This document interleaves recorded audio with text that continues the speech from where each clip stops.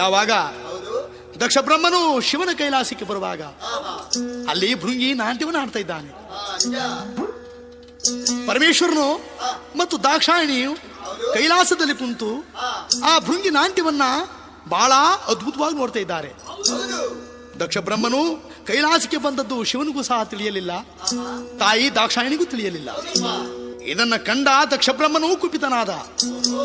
ಹೆಲವೋ, ಸ್ಮಶಾನವಾಸಿಯಾದ ಈ ಭಿಕ್ಷುಕನಿಗೆ ನನ್ನ ಕುಮಾರಿಯನ್ನು ಕೊಟ್ಟು ಮದುವೆ ಮಾಡಬಹುದೇ?